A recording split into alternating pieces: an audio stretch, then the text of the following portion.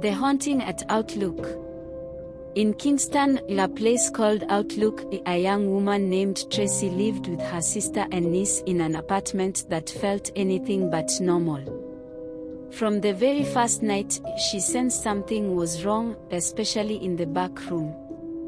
There was an eerie, heavy energy that made her uneasy. At night, the fear was worse, and no matter how much she tried to ignore it, the feeling of being watched never left her. One night, Tracy lay on her back, drifting off to sleep, when she heard the bathroom door creak open. Assuming it was her sister, she thought nothing of it until the moment she opened her eyes.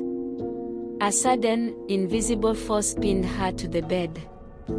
Her chest tightened, her limbs froze, and when she tried to scream for her sister, no sound came out.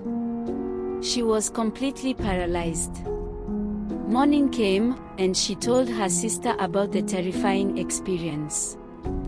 But instead of concern, her sister laughed. "A nightmare," she said. "You must stop eating late at nights."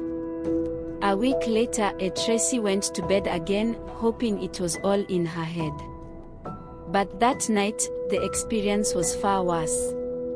As she lay still, she heard a whisper directly in her ear. "You all right?" Her blood ran cold. Before she could react, the force returned, this time stronger. She was paralyzed again, unable to move or call for help. Then, she felt it.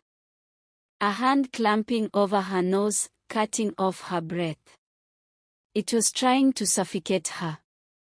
Desperately, she tried to recite Psalm 91, but the words wouldn't come out.